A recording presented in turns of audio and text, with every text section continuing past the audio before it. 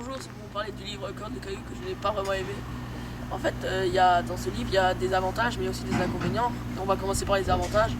Il est très facile à lire, il est facile à comprendre, il fait une 60aine de pages, il est assez court donc. Et bon, vu que j'ai pas aimé ce livre, il y a aussi beaucoup d'inconvénients. J'ai pas réussi à rentrer dans l'histoire en fait. Au bout de 20 pages, je voulais même arrêter. Et en fait, j'ai vraiment pas du tout aimé.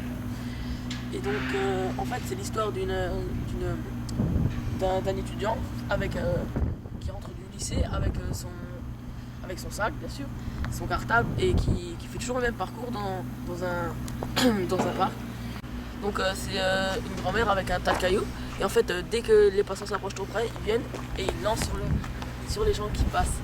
Et en fait, alors un jour, l'étudiant, il trébuche et il tombe. Et alors il vient s'asseoir à côté de la grand-mère et son chien, et son tas de cailloux bien sûr. Et alors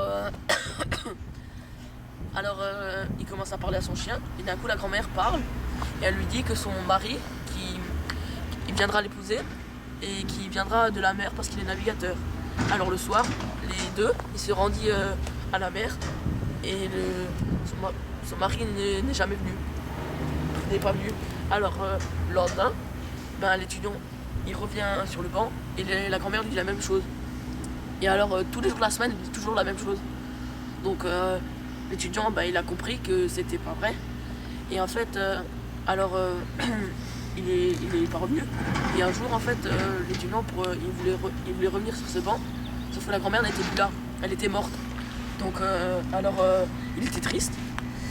Et alors, depuis ce jour-là, ils ont enlevé le banc. Et puis la vie a repris son cours. Et donc, l'histoire, franchement, elle est vraiment... Je la trouve très ennuyeuse. Et alors, il n'y a vraiment pas besoin de refaire une suite. Et c'était pour l'histoire Cœur de Caillou. Au revoir.